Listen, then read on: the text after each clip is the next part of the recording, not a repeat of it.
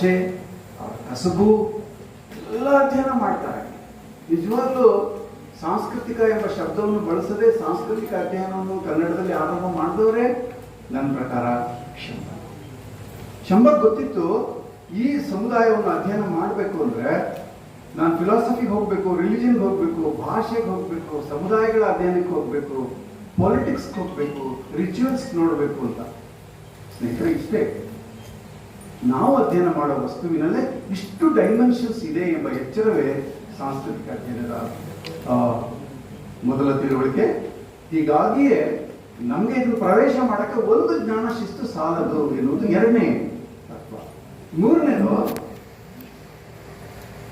ನಮ್ಮ ಬಹುಶಿಸ್ತೀಯ ನಮ್ಮ ಸಾಂಸ್ಕೃತಿಕ ಅಧ್ಯಯನಗಳ ಮೂರನೇ ತತ್ವ ಏನು ಅಂತಂದ್ರೆ, ಆಕರಗಳು ಅಂತ ಯಾವುದನ್ನು ಕಳಿಸ್ತೀವಿ, ಮೆಟೀರಿಯಲ್ ಅಂತ ನೀವು ಯಾವುದನ್ನು ಕರಿತೀವಿ, ಮಾಹಿತಿ ಅಂತ ಯಾವುದನ್ನು ಕರಿತೀವಿ, ಡಾಟಾ ಅಂತ ಯಾವುದನ್ನು ಕರಿತೀವಿ, ಅದು ಒಂದು ನಿರ್ದಿಷ್ಟ ಅಂತ ಇರೋದಿಲ್ಲ. ನಮಗೆ ಏನೂ ಆಗಬಹುದು. ಇದು ಅತ್ಯಂತ ಕ್ರಾಂತಿಕಾರಕವಾದ ರಿಸರ್ಚ್ ಆದ ಬದಲಾವಣೆ. ಯಾಕಂದ್ರೆ ಇದೇ ಸಂಸ್ಥೆಯನ್ನು ಒಳಗೊಂಡಂತೆ ನಮ್ಮ ಎಲ್ಲ ಹಿರಿಯರು ಅಧ್ಯಯನ ಮಾಡಿ PhD ಪಟ್ಟಿ ಆರಂಭದಿಂದ ನೋಡಿ ಎಲ್ಲ ಶಾಸನದ ಮೇಲೆ ಅಧ್ಯಯನ ಮಾಡಿದ್ದಾರೆ, ಹಸ್ತಪ್ರತಿಗಳ ಮೇಲೆ ಅಧ್ಯಯನ ಮಾಡಿದ್ದಾರೆ, ಪ್ರಾಚೀನ ಕಾವ್ಯಗಳ ಮೇಲೆ ಅಧ್ಯಯನ ಮಾಡಿದ್ದಾರೆ ಅಲ್ವಾ. ಯಾಕಂದ್ರೆ ಇವು ಮುಖ್ಯ ರಿಸರ್ಚ್ನ ವಸ್ತುಗಳು. ಆದರೆ ಆಮೇಲೆ ಸಾಂಸ್ಕೃತಿಕ ಅಧ್ಯಯನಗಳು ಶುರುವಾದ್ಮೇಲೆ ಏನೆಲ್ಲ ಅಧ್ಯಯನಕ್ಕೆ ಒಳಪಟ್ಟು ಅಂದ್ರೆ ದಾಖಲೆಗಳು, ಬಖೈರುಗಳು. ನಮಗೆ ಪೊಲೀಸ್ FIR ಕೂಡ ನಮ್ಗೆ ಬಹಳ ಇಂಪಾರ್ಟೆಂಟ್ ಆದ ದಾಖಲೆ ಆಗ್ಬಿಡ್ಬೋದು. ನೀವು ಪೊಲೀಸ್ FIR ಪೊಲೀಸ್ ಸ್ಟೇಷನ್ಗೆ ಹೋಗಿರೋರೆಲ್ಲ ಬಂದರೆ ಪೊಲೀಸ್ FIRಗಳು ನೋಡಿ ನೀವು ಹೆಂಗ್ ಬರೀತಾರೆ ಅಂತ. ಒಂದು ಪ್ರೇಮ ಪ್ರಕರಣ ಬರೀತಾರೆ, ಕಾದಂಬರಿ ಬರ್ದಂಗೆ ಬರೆದಿರ್ತಾರೆ. ಇವರೇ ಸ್ವತಃ ಹೋಗಿ ನೋಡಿದ್ದಾರೆ ನಾವು ಅವ್ರ ಪ್ರೇಮ ಅನ್ನೋ ಬರ್ದಂಗೆ ಬರ್ದಿರ್ತಾರೆ. ಒಂದು ಕಳ್ತನದ ಬಗ್ಗೆ ಹಾಗೆ ಬರ್ದಿರ್ತಾರೆ. ನಾವು ಯಾಕೆ ಪೊಲೀಸ್ ದಾಖಲೆಗಳನ್ನು ಸಾಂಸ್ಕೃತಿಕ ಅಧ್ಯಯನ ಮಾಡಿಲ್ಲ? ಅಥವಾ ನಮ್ಮ ಮನೆ ಕ್ರಯಪತ್ರಗಳಿದಾವಲ್ಲ, ಆ ಭಾಷೆ ನೋಡಿದ್ರಾ ಹೆಂಗಿದೆ? ಅದು ಜಮೀನ್ ಬರ್ಕೊಡುವಾಗ ಇದ್ರ ಕೆಳಗಡೆ ಇರುವಂತಹ ಏನೆಲ್ಲ ಭೂಗರ್ಭದಲ್ಲಿರುವ ಏನೋ ಪಾಷಾಣ, ವಜ್ರ, ಮುತ್ತು ಎಲ್ಲವೂ ಇವನಿಗೆ ಸೇರಿದ್ದು ಅಂತ. ಏನಿರಲ್ಲ ಬೇರೆ ಪ್ರಶ್ನೆ. ಬಹುರತ್ನ ವಸುಂಧರ ಅಂತ ಕಾನ್ಸೆಪ್ಟ್ ಇಂದ ಬಂದಿದೆ. ಅದು ಭೂಮಿಯ ಹೊಟ್ಟೆಯಲ್ಲಿ ಇವೆಲ್ಲ ಇದೆ ಅಂತ. ನಮಗೆ ಸಾಂಸ್ಕೃತಿಕ ಅಧ್ಯಯನ ಕಲಿಸಿದ ಅತ್ಯಂತ ವಿನಯದ ಪಾಠ ಏನಂದ್ರೆ, ಅಧ್ಯಯನಕ್ಕೆ ಆಕರಗಳಲ್ಲಿ ಶ್ರೇಣೀಕರಣ ಮಾಡಬೇಡಿ ಅಂತ. ಸೊ ನಮಗೆ ನೋಡಿ, ಕಲ್ಚರಲ್ ಸ್ಟಡೀಸ್ಗೆ ನಾವು ನಿಜವಾಗ್ಲೂ ಇದೊಂದು ಪ್ಯಾರಡೈಮ್ ಶಿಫ್ಟ್ ಅಂತೀವಿ ನಾವು ಬದಲಾವಣೆ. ಕರ್ನಾಟಕದ ಫೋಟೋಗಳನ್ನು ಇಟ್ಕೊಂಡು ಯಾರಾದ್ರೂ ನಾವು ಅಧ್ಯಯನ ಮಾಡಿದೀವ? ಮಾಡಿಲ್ಲ. ಇವಾಗ ಅಲ್ಲಿ ನೋಡಿ, ಅಲ್ಲಿ ನಮ್ಮ ಸಾವಿತ್ರಿ ಫುಲೆ ಅವರ ಫೋಟೋ ಇದೆ, ಕಾಲ್ಪನಿಕ ಪಟ ಇರ್ಬೋದು. ಅದರ ಒಂದು ಹೀಗೊಂದು ಅಡ್ಡ ಗೀಟ್ ಹಾಕಿದ್ದಾರೆ. ಯಾಕೆ ಹಾಕಿದ್ದಾರೆ? ಅದು ಮರಾಠಿ. ಯಾಕೆ ಬಾಬಾ ಸಾಹೇಬ್ರ ಈ ಪಟವನ್ನು ನಾವು ಅಧ್ಯಯನ ಮಾಡಬೇಕು? ಯಾಕೆ ಬಾಬಾ ಸಾಹೇಬ್ರು ವೆಸ್ಟರ್ನ್ ಡ್ರೆಸ್ ಹಾಕಿದ್ದಾರೆ? Well Gandhiji was wearing dhoti and ಇಬ್ಬರು ಇಂಗ್ಲೆಂಡ್ ಹೋಗಿ ಬಂದವರು ವೆಸ್ಟರ್ನ್ ಡ್ರೆಸ್ ಯಾಕೆ ಹಾಕಿದ್ದಾರೆ? ಇದೊಂದು ಕುಟುಂಬ ಪ್ರಶ್ನೆ. ಯಾಕೆ ಪುಸ್ತಕ ಇಟ್ಕೊಂಡಿದ್ದಾರೆ? ಯಾಕೆ ಬೆರಳನ್ನು ಎತ್ತಿ ತೋರಿಸ್ತಾ ಇದ್ದಾರೆ? ಈ ಪಟವನ್ನೇ ಅಧ್ಯಯನ ಮಾಡಿ. ನಾನು ಸಿದ್ಧಾರೂಢ ಮಠಕ್ಕೆ ಹೋದಾಗ ಸಿದ್ಧಾರೂಢ ಸ್ವಾಮೀಜಿಯವರು ಸಾಹು ಮಹಾರಾಜರ ಜೊತೆಗೆ ಕುಳಿತಿರುವ ಫೋಟೋ ಇಟ್ಕೊಂಡು ಒಂದು ಲೇಖನ ಬರೆದೆ. ಆಮೇಲೆ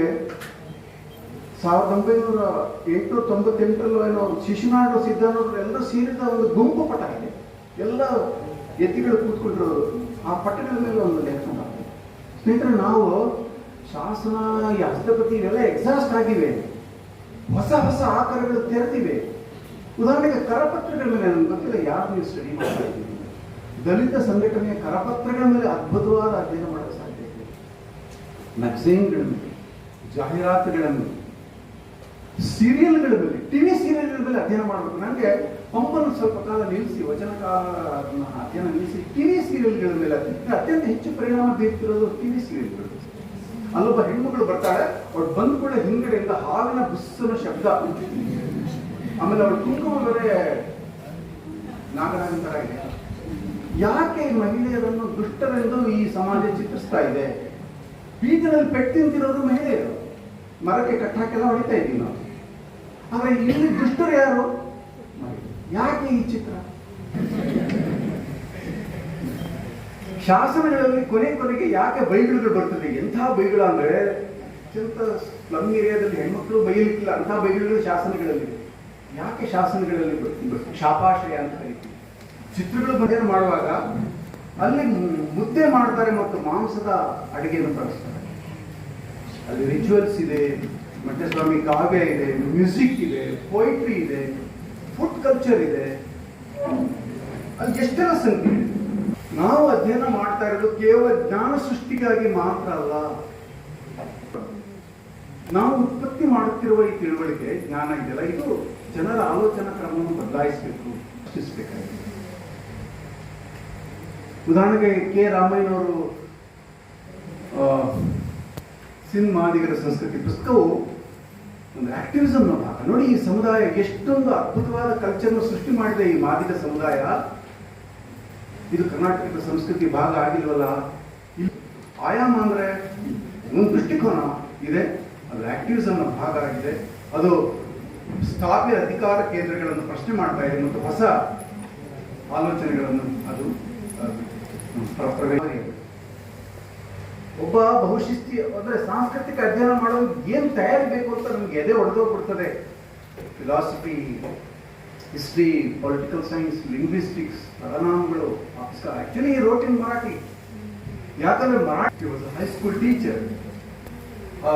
ಲಕ್ಷ್ಮೀಪತಿ ಕೋಲಾರ ಏನೋ ಆಕ್ಟಿವಿಸ್ಟ್ ಅಷ್ಟೇ. ಅವ್ರು ಎಷ್ಟೊಂದು ಒಳ್ಳೆಯ ಪುಸ್ತಕಗಳನ್ನು ಬರೆದಿದ್ದಾರೆ. ಆಜೀವಿಕತೆ ಇದು ಗತಕೇಂದ್ರಿತ ಅಲ್ಲ. ಇದು ಸಾಮಾನ್ಯವಾಗಿ ನಾವು ಅಧ್ಯಯನ ಮಾಡುವಾಗ ಶಾಸ್ತ್ರಗಳ ಅಧ್ಯಯನ ಮಾಡ್ತೀವಿ ಅಂತ ತಿಳ್ಕೊಳ್ಳಿ, ಹಸ್ತಪತಿ ಅಧ್ಯಯನ ಮಾಡ್ತೀವಿ ಅಂತ ತಿಳ್ಕೊಳ್ಳಿ, ಮುದ್ರಾ ಮಂಜೂಷ ಅಧ್ಯಯನ ಮಾಡ್ತೀನಿ ಅಂತ ತಿಳ್ಕೊಳ್ಳಿ. ಮುದ್ರಾ ಮಂಜೂಷ 1924, 1934 ರಾಜಾವಳಿ ಕಥಾಸಾರ ನಮ್ಮ ಅಧ್ಯಯನ ಸಂಸ್ಥೆ ಪ್ರಕಟ ಮಾಡಿದೆ. ಅವರ 7ನೇ ಶತಮಾನಗಳ ಒಂದು ಶಾಸನ ಅಧ್ಯಯನ ಮಾಡ್ತೀನಿ ಅಂತಂದ್ರೆ 10ನೇ ಶತಮಾನದಲ್ಲಿ ಉಳಿತಾರೆ. 11ಕ್ಕೆ ಬರೋದೇ ಇಲ್ಲ. ವಿಜಯನಗರದ ಶಾಸನಗಳು ವಿಜಯನಗರದಲ್ಲಿ ಉಳಿದಿರ್ತಾರೆ. ಆ ಶಾಸನಗಳಲ್ಲಿ ಉದಾಹರಣೆ ವಿಜಯನಗರದ ಒಂದು ಶಾಸನ ಇದೆ, 1335 ಅಂತ ಕಾಣ್ತದೆ. ಶ್ರವಣಬೆಳಗೊಳದ ಶಾಸನ, 2ನೇ ಬುಕ್ಕರಾಯನ ಶಾಸನ. ವೈಷ್ಣವರಿಗೂ ಶೈವರಿಗೂ ನಡೆದ ಸಂಘರ್ಷದಲ್ಲಿ ಅಧ್ಯಯನ ಯಾವತ್ತು ಗತಕೇಂದ್ರಿತ ಅಧ್ಯಯನ ಅಲ್ಲ. ಆ ಕಾಲದ ಒಂದು ಕೃತ್ಯ, ಘಟನೆ, ಶಾಸನ, ಪುಸ್ತಕದ ಮೇಲೆ ಅಧ್ಯಯನ ಮಾಡುವಾಗ ಅದರಲ್ಲಿ ಕೆಲವು ಪ್ರವೃತ್ತಿಗಳಿವೆ. ಆ ಪ್ರವೃತ್ತಿಗಳು ಈಗಲೂ ಬರ್ತಾ ಇದೆಯಾ, ಈಗಲೂ ಕಂಟಿನ್ಯೂ ಆಗಿದೆಯಾ ಅಂತ ಕನೆಕ್ಟ್ ಮಾಡ್ತೀವಿ. ಅದು ಬಹಳ ಇಂಪಾರ್ಟೆಂಟ್. ಉದಾಹರಣೆಗೆ ಬಸವಣ್ಣ ಅವ್ರ ಮೇಲೆ ಒಂದು ಸಾಂಸ್ಕೃತಿಕ ಅಧ್ಯಯನ ಮಾಡ್ತೀರಿ ಅಂತ ತಿಳ್ಕೊಳ್ಳಿ. ನೀವು ವಚನಕ್ಕೆ ಸೀಮಿತ ಆಗ್ಬಿಡ್ತೀರಾ. ಈ ಮೆಥಡಾಲಜಿ ವಚನಗಳಿಗೆ ಸೀಮಿತ ಆದ್ರೆ ವಚನಗಳ ಮೂಲಕ ಸಾಂಸ್ಕೃತಿಕ ಅಧ್ಯಯನ ಅಷ್ಟೇ. ನೀವು ಕಲ್ಚರಲ್ ಸ್ಟಡೀಸ್ ಮಾಡ್ತೀವಿ ನಿಜವಾಗ್ಲೂ. ಬಸವಣ್ಣವ್ರನ್ನ ನಂತರ ಹರಿಹರ ಹೆಂಗೆ ಚಿತ್ರಿಸ್ತಾ, ನಂತರದವರೆಲ್ಲ ಹೆಂಗೆ ಚಿತ್ರಿಸಿದ್ರು ಅಂತ ನೀವು ನಂತರದ ಟೆಕ್ಸ್ಟ್ಗಳಿಗೆ ಬರ್ತೀವಿ. ಜನಪದರು ಹೆಂಗೆ ಚಿತ್ರಿಸಿದ್ರು, ನಮ್ಮ ಮೈಸೂರು ವಿಶ್ವವಿದ್ಯಾಲಯದ ಕನ್ನಡ ಪ್ರಾಧ್ಯಾಪಕರು ಜನಪದ ಜಿಶಂಪ ಹೀಗೆ ಮಾಡಿದ್ದಾರೆ. ಜನಪದ ಬಸವ ಪುರಾಣ ಅಂತ ಅಲ್ಲಿ ಬೇರೆನೇ ಇದೆ. ಜನಪದರು ಬಸವಣ್ಣ ನೋಡಿದ ವಿಧಾನ. ಯಾಕೆ ಕರ್ನಾಟಕದಲ್ಲಿ ಇದ್ದಕ್ಕಿದ್ದಂತೆ ಕಳೆದ 30 ವರ್ಷದಲ್ಲಿ ಸರ್ಕಲ್ಗಳಲ್ಲಿ ಇಷ್ಟು ದೊಡ್ಡ ಪ್ರಮಾಣದಲ್ಲಿ ಅಶ್ವಾರೋಹಿ ಬಸವಣ್ಣ ಪ್ರತಿಮೆ ಬಂತು? ಅದಕ್ಕೂ ಲಿಂಗಾಯತರ ಪೊಲಿಟಿಕಲ್ ಕ್ರೈಸಿಸ್ಗೂ ಏನು ಸಂಬಂಧ? ಈ ಪ್ರಶ್ನೆಯನ್ನು ತಗೊಳ್ತೀವಿ. ಈಗ ಆ ಲಿಂಗಾಯತ ಸಮುದಾಯ ಪೊಲಿಟಿಕಲಿ ಯಾವ ದಿಕ್ಕಲ್ಲಿ ಹೋಗ್ತಿದೆ, ಅದಕ್ಕೆ ಬಸವಣ್ಣನ ತತ್ವ ಜೊತೆಗೆ ಯಾವ ತರ ರಾಜ್ಯ ಮಾಡ್ಕೊಂಡಿದೆ ಆ ಪ್ರಶ್ನೆ ಬರ್ತದೆ. Why Kalaburgi barbarically murder was propagating Basava ತತ್ವ, ಆ ಪ್ರಶ್ನೆ ಬರ್ತದೆ. ಎಷ್ಟೊಂದು ಪ್ರಶ್ನೆಗಳು ಬಂದ್ಬಿಡ್ತವೆ. ಅದೆಲ್ಲ ಸೇರಿ ಬಸವಣ್ಣವರ ಅಧ್ಯಯನ ಆಗುತ್ತೆ. ಅದರಿಂದ ಸಾಂಸ್ಕೃತಿಕ ಅಧ್ಯಯನ ಯಾವತ್ತೂ ಕೂಡ ಅದರ ಮುಖ್ಯ ಲಕ್ಷಣ ಗತದಲ್ಲಿ ಇರೋದು ಅಥವಾ ವರ್ತಮಾನದಲ್ಲಿ ಎರಡೂ ಕಾಲಾತೀತವಾಗಿ ಎಲ್ಲ ಕಾಲಗಳಲ್ಲಿ ಒಂದು ಪ್ರವೃತ್ತಿಗಳನ್ನು ಹುಡುಕ್ತಾ ಇರ್ತದೆ. ಇದು ಅದರ ಮುಖ್ಯ ಲಕ್ಷಣ. ಹಾಡಿದ ಹಾಡುಗಳ ಒಂದು ಸಾಂಸ್ಕೃತಿಕ ಅಧ್ಯಯನ ಮಾಡಿದ್ರೆ ನಗಬೇಕಾಗಿತ್ತು, ಒಂದು ಕಾಲಕ್ಕೆ ಈಗ ನಗಬೇಕಾಗಿಲ್ಲ. ಕನ್ನಡದ ಹಾಡು ನನಗೆ ಒಬ್ಬ ನಮ್ಮ ನಾನು ಅದೇ ಹೇಳ್ತಿದ್ದೀನಿ, ಆಕರಗಳಲ್ಲಿ ವ್ಯತ್ಯಾಸವೇ ಇಲ್ಲ. ನಮ್ಮ ಗೋಡೆ ಬರ ಇವುಗಳೆಲ್ಲ ಸಬಾರ್ಡಿನೇಟ್ ಟೆಕ್ಸ್ಟ್ಗಳಿಗೆ ನಾವು ಹೋಗಕ್ಕೆ ಸಾಧ್ಯ ಆಯಿತು. ಕನ್ನಡದ ಬಹುಶಿಸ್ತಿಯ ಅಥವಾ ಈ ಸಾಂಸ್ಕೃತಿಕ ಅಧ್ಯಯನಗಳ ಮುಖ್ಯ ಲಕ್ಷಣಗಳು, ಇದರ ಒಂದು 2 ದೋಷಗಳಿವೆ ಅಂತ ಹೇಳಿ ನನ್ನ ಮಾತು. ಇದೇನು ಅಂದ್ರೆ, ಸರಿ ಸಾರ್ ಎಲ್ಲ ಆಕರಗಳನ್ನು ಬಳಸಬೇಕು, ಆಕರಗಳಲ್ಲಿ ಭೇದ ಇಲ್ಲ, ಎಲ್ಲ ಜ್ಞಾನಶಿಸ್ತುಗಳನ್ನು ಬಳಸಬೇಕು ಮತ್ತು ಆ ಕೃತಿಯೇ ಆ ವಸ್ತುವೇ ಎಲ್ಲ ಆಯಾಮಗಳನ್ನು ಒಳಗೊಂಡಿದೆ ಮತ್ತು ನಮ್ಗೆ ಆಕ್ಟಿವಿಸಮ್ ಇರಬೇಕು ಎಲ್ಲ ಹೇಳ್ತಿರೋದು ನಮ್ಮ ಸಿದ್ಧತೆ. ನಾವು ಕನ್ನಡ ಎಮ್ ಎ ಮಾಡಿದ್ವಿ, ಅಥವಾ ಲಿಂಗ್ವಿಸ್ಟಿಕ್ಸ್ ಎಮ್ ಎ ಮಾಡಿದ್ವಿ, ಜಾನಪದ ಎಮ್ ಎ ಮಾಡಿದ್ವಿ. This is the big problem. ನಾವು ನಿಮ್ಗೆ ಕೊಟ್ಟಿರೋ ಟ್ರೈನಿಂಗು ಯಾವುದೋ ಒಂದು ಶಾಸ್ತ್ರದ್ದು ಅಥವಾ ಎರಡು ಶಾಸ್ತ್ರದ್ದು. ನಿಮ್ಮನ್ನು ಕೇಳ್ತಾ ಇರೋ ಕೆಲಸ ಏನು ಅಂದರೆ ಇಷ್ಟು ಜ್ಞಾನಶಿಸ್ತಿಗಳನ್ನು ಬಳಸ್ಕೊಂಡು ಸಾಂಸ್ಕೃತಿಕ ಅಧ್ಯಯನ ಮಾಡಿದ್ವಿ. ಇದು ನಮ್ಮಲ್ಲಿ ಸೃಷ್ಟಿಯಾಗಿರೋ ದೊಡ್ಡ ಬಿಕ್ಕಟ್ಟು. ಹೀಗಾಗಿ ತಾತ್ವಿಕವಾಗಿ ಸಾಂಸ್ಕೃತಿಕ ಅಧ್ಯಯನದ ಐಡಿಯಾಲಜಿನ, ವಿಧಾನವನ್ನು, ಮೆಥಡಾಲಜಿನ ಒಪ್ಕೊಂಡು ಪ್ರಾಕ್ಟಿಕಲಿ ಮಾಡಲಿಕ್ಕಾಗದ ಒಂದು ಕಷ್ಟದಲ್ಲಿ ನಾವಿದ್ದೀವಿ. ಈಗ ಅಷ್ಟೊಂದು ಸಿದ್ಧತೆನೇ ಇಲ್ವಲ್ಲ, ನಮ್ಗೆ ಎಷ್ಟೊಂದು ಓದಬೇಕಲ್ಲ. ಇವಾಗ ಮೈಸೂರು ಒಂದು ಅಧ್ಯಯನ ಅಂದರೆ ಸಿಂಗರಯ್ಯ ಅಂತ ಅವನ ಆಸ್ಥಾನದ ವಿದ್ವಾಂಸ, ನಮ್ಮ ಮೇಡಮ್ ಅದನ್ನು ರೀಟ್ವೀಟ್ ಮಾಡಿದ್ರು, ವಿಜಯಕುಮಾರಿ ಸಾರಿ, ಬಹಳ ಅಪರೂಪದ ದಾಖಲಾಗಿದೆ. ಎಲ್ಲಿ ತರಬೇಕು ಹಿಸ್ಟ್ರಿಯ ನಾಲೆಜನ್ನು? ಇದು ನಮ್ಮ ಎದುರಿಗೆ. ಸೊ ಹೀಗಾಗಿ ನಾವೇನು ಮಾಡ್ತೀವಿ ಅಂದರೆ ನಮ್ಗೆ ಗೊತ್ತಿರೋ ನಾಲೆಜನ್ನು ಬಳಸ್ಕೊಂಡು ನಮ್ಗೆ ಗೊತ್ತಿರೋ ಶಾಸ್ತ್ರದ ಮೂಲಕ ನಾವು ಅಧ್ಯಯನ ಮುಗಿಸ್ಕೊಡ್ತಿದ್ದೀವಿ. ಇದರಲ್ಲಿರೋ ದೊಡ್ಡ ದೋಷ ಇದು. ನಮ್ಮ ಜನಾಂಗಗಳ ಸಂಸ್ಕೃತಿ, ಇವಾಗ ಕರ್ನಾಟಕದಲ್ಲಿ ಸಮುದಾಯಗಳೆಲ್ಲ ತನ್ನ ಕಲ್ಚರಲ್ ಹೀರೋಸ್ ರೂಪಿಸ್ಕೊಂಡ್ಬಿಟ್ಟಿವೆ ಅಲ್ವಾ? ಇವಾಗ ಎಲ್ಲ ಕರ್ನಾಟಕದ ಎಲ್ಲ ಬೀದಿಗಳಲ್ಲಿ, ಸರ್ಕಲ್ಗಳೆಲ್ಲ ಸಾಂಸ್ಕೃತಿಕ ನಾಯಕರು ಬಂದ್ಬಿಟ್ಟಿದ್ದಾರೆ, ಆಯಾ ಸಮುದಾಯದ ಮಠಗಳು ಬಂದ್ಬಿಟ್ಟಿದ್ದಾರೆ, ರಾಜಕಾರಣಿಗಳು ಬಂದ್ಬಿಟ್ಟಿದ್ದಾರೆ. ಹೀಗಾಗಿ ಕಲ್ಚರಲ್ ಸ್ಟಡೀಸ್ ಮಾಡಬೇಕು ಜನಾಂಗದ್ದು ಅಂದರೆ ಸಿಕ್ಕಾಪಟ್ಟೆ ಕಷ್ಟ. ಬಹಳ ಸೆನ್ಸಿಟಿವ್ ಆಗಿಬಿಟ್ಟಿದ್ದಾರೆ ಜನಾಂಗದವರು. ಅವ್ರ ಮೇಲೆ ಒಂದು ಸಣ್ಣ ಟೀಕೆಯ ಮಾತನ್ನು ನೀವು ಬರೆಯಕ್ಕೆ ಆಗದೆ ಇರೋಂಗೆ ಜನಾಂಗಗಳು ಓವರ್ ಸೆನ್ಸಿಟೈಸ್ ಆಗಿಬಿಟ್ಟಿದೆ. ಹೀಗಾಗಿ ಸಾಂಸ್ಕೃತಿಕ ಅಧ್ಯಯನ ಮಾಡೋದೊಂದು ಬಹಳ ಕಷ್ಟದ ಕೆಲಸನೂ ಆಗಿದೆ. ಎರಡನೇದು, ಐಡೆಂಟಿಟಿ ಪಾಲಿಟಿಕ್ಸ್ ಕರ್ನಾಟಕದಲ್ಲಿ ತುಂಬ ದೊಡ್ಡ ಪ್ರಮಾಣದಲ್ಲಿ ಬಂದಿರೋದ್ರಿಂದ ಕೆಲವು ಸಮುದಾಯಗಳು ತಮಗೆ ಬೇಕಾದ ಸಾಂಸ್ಕೃತಿಕ ಅಧ್ಯಯನಕಾರರು ಹುಡುಕೊಂಡು ಒಂದು ವೈಭವೀಕರಣದ ಅಧ್ಯಯನಗಳನ್ನು ಕೂಡ ಮಾಡಿಸ್ತಾ ಇದೆ. ಇದು ಕೂಡ ಒಂದು ದೊಡ್ಡ ದೋಷವಾಗಿ ಕಾಣುತ್ತೆ.